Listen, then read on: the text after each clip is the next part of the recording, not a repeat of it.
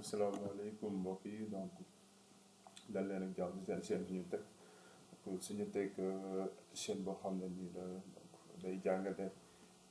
technologie nouvelle technologie donc ci suñu kàllaama muy wolof donc suñu série bii nii day ñëw ci benn framework bu ñuy wax Laravel donc mu nekk framework PHP. donc framework mooy loo xam ne ni espace de travail la maanaam dinañu dimbali ñu gagner plus de temps tey suñu bëggoon développer application ak PHP donc bu ñu naroon jëlal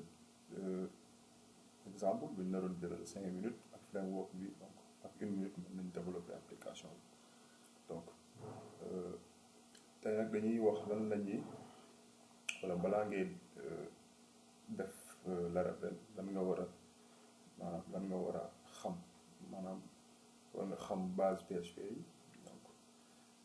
variable yi ñu koy déclarer tableau yi fonction yi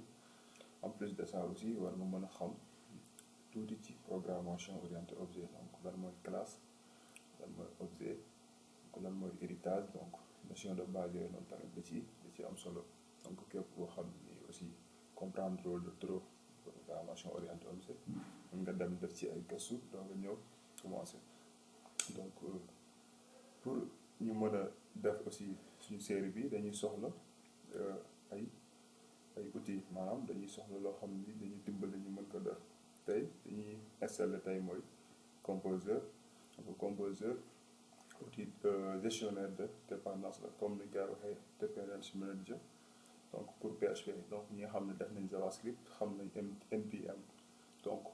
gestionnaire de dépendance dinañu permettre ñu mën a inclure si suñu code donc yeneen code par exemple tey suñu bëggoon envoyer mail donc au lieu ñuy jël loolu lépp di ko codé donc dinañ mën a télécharger donc maanaam code boobu noonu boo xam ne nii donc beneen développeur defar na ko par exemple nañ utiliser suñu gestionnaire de dépendance pour télécharger loolu noonu pour inclure ko si suñu code xam naa dinañ ci gën a xuus bu ñu gën ko ci kanam donc pour télécharger Composer nañu dem si site bi ñuy wax getcomposer.org donc bu ñu demee foofu ñëw download télécharger donc ñun mën nañ jël version exécutable bi donc mu télécharger ñu ko donc bu ñu amee Composer donc xar mu jeex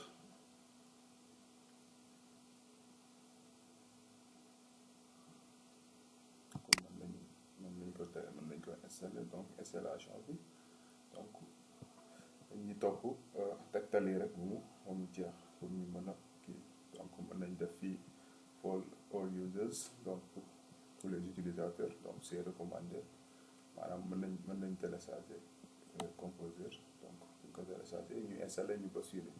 donc noonu la ñuy toppee bloc ba mu jeex donc ñu installé nañ ko installé naa ko sama machine ba pare suñu installé Composer ñu dem installé aussi Xampp ñi xam ne ni tam nañ utiliser Xampp mën nañ ko installé fii nii télécharge Xampp dina nekk aussi loo xam ne nga soxla donc bu dee Windows nga yor mën nga bës fii pour Windows ñu yor système Linux donc de même mën nañ ñëw fii ñu yor donc MacBook donc mën nañ ñëw fii nii pour installer Xampp donc bu ñu defee loolu ba pare mën nañ vérifier ba xam su Composer bi installé wu na bu baax suñu machine li ñuy def nañ dugg ci suñu commande interface donc ñu def Composer ñu xool donc bu fekkee am nañ lii rek mooy ça veut dire que Composer installé wu na donc ñu xool ne installé wu donc pour ñu bëgg a xool tamit ba xam seen exemple bi installé wu na mën nañ vérifier seen version PHP donc PHP espace tiré v donc xool ba xam seen PHP bi donc ñëw na donc ñoo ngi leen di jox di daje ci beneen vidéo bi ñu yaat leen wan nan la ñuy installer projet Laravel donc si suñu machine donc képp koo xam ne nii da nga am ay jafe-jafe ci installation Composer ak Xampp mën nga def commentaire ci suuf incha allah comme ça après ñu tontu la